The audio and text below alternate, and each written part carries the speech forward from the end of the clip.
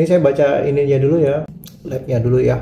Triglycerid kita bisa rendah karena memang kurang maksudnya tidak banyak karbohidrat, tidak banyak gula, atau karena pakai obat. Tapi kalau saya lihat nih HDL 72, HDL-nya bagus, HDL-nya tinggi, triglycerid rendah, HDL tinggi.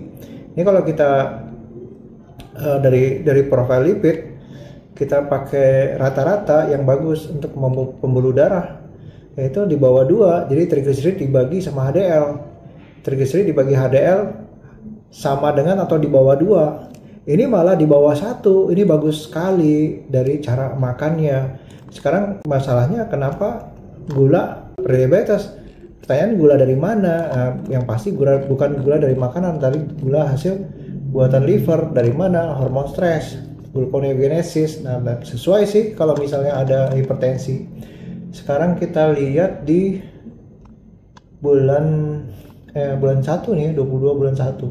Ini yang bulan 1 Mas periksa LED. LED itu pengentalan darah ya. Laju endap darah 39 ini tinggi, artinya ada inflamasi. Biasanya LED ini inflamasi yang baru, mungkin lagi batuk, lagi pilek. Jadi ada pengentalan. Nah, sekarang pertanyaannya, apa sih yang bikin kental darah? Sebenarnya sel imun. Artinya ada peradangan di tubuh, lagi demam, lagi COVID, itu orang LED-nya tinggi. Tapi kadang-kadang orang kan berpikir gampang. Jadi teh kalau kental, gimana caranya? Ya tinggal minum air putih banyak-banyak. Bukan. Bukan karena kurang minum, bukan, tapi karena banyak sel radang, sel imun. Nah, terus kita lihat HbA1c 5,6. Sebelumnya 5,9 ya, ada perbaikan HbA1c-nya. Kemudian kita lihat fungsi liver masih bagus. Karena yang bikin gula itu gluconeogenesis itu pekerjaan di liver. Jadi lama-lama kalau kita biarin, lama-lama gulanya tinggi dan livernya juga terganggu. Terus kita lihat kolesterol totalnya, ada kolesterol total kok rendah ya, kolesterol totalnya 79. Ini pakai obat ya. Saya nggak bisa kasih komentar di situ ya Mas ya. Yang pasti kita pegang aja dulu yang ini, terus kita melakukan sesuatu, apa yang kita dapat manfaat dari sini, kemudian nanti sebulan lagi baru kita cek.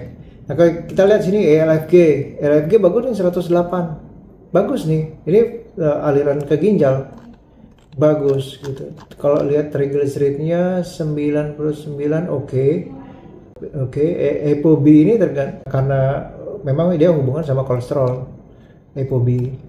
Kalau HDL sama triglycerid masih oke nih Mas. HDL ini masih oke. Cuma memang HDL bisa meningkat, LDL bisa meningkat. Kalau kita oversimpatetik juga Mas. Misalnya gini, saya makan 2 hari sekali. Stres di badan kan gede. Tapi saya nggak benerin tidur. Saya senang berat badan saya turun gitu. Tapi nanti LDL meningkat. LDL-nya meningkat, HDL meningkat karena banyak yang HDL itu gunanya ngambil kolesterol dari jaringan. Wah, semangat. Wah, HDL kan kolesterol baik. Semangat banget. Tapi pekerjaan HDL ini dengan hormon stres. Kalau over stres, badan juga inflamasi, radang juga. Tapi kalau saya ngelihat begini, ILG, biasanya tanda radang salah satunya ke ginjal. Tapi ini masih bagus, jadi belum terganggu. Fungsi ke pembuluh darah ke ginjalnya belum terganggu. Ini tadi Mas bilang dulu hipertensi, sekarang emang udah nggak lagi. Ini mempengaruhi LED Mas. Maka kalau saya batuk, pilek, demam ya naik Mas, LED naik. Tapi itu normal gitu. Pada saat kita batuk, pilek atau demam, ini kan lagi ada infeksi di sini, ya, normal LED. Yang jadi peradangan tuh ada dua,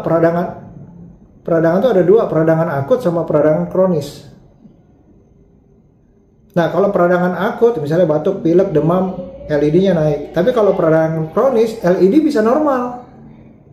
Tapi yang menaik HSCRP, cuman kita nggak periksa di sini HSCRP. Itu radang kronis, tapi bisa juga ngaruh ke ginjal. Nah, sekarang contoh radang kronis apa? Diabetes itu radang kronis. Jadi bisa aja memang ada tusukan dari kuku sehingga dia bengkak.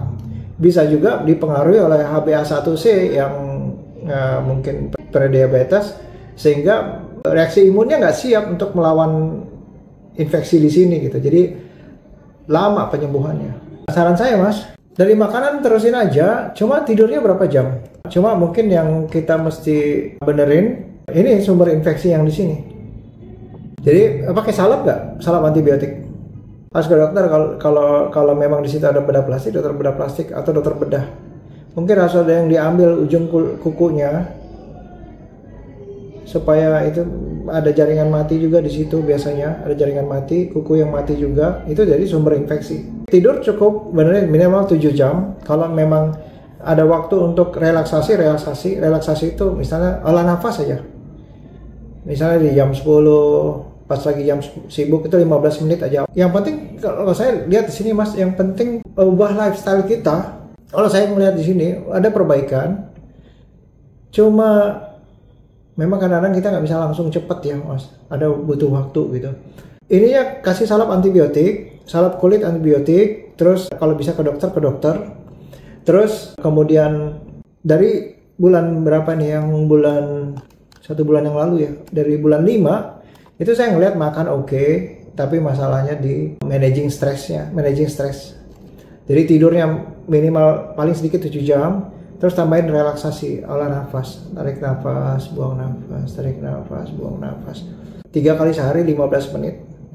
Terus kalau misalnya ada perubahan diet seperti ini nggak apa-apa, lakukan aja, terserah kalau rasanya nyaman. Ini labnya juga masih bagus kok. Nanti mungkin 3 bulan lagi untuk cek. Jadi kita ubah dulu stylenya, bukan ubah sih, udah bagus, cuma menambahkan dengan relaksasi.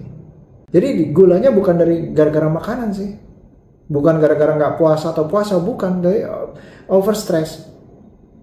Kalau puasa itu menambah stres, justru olahraga menambah stres. Jangan over maksud saya.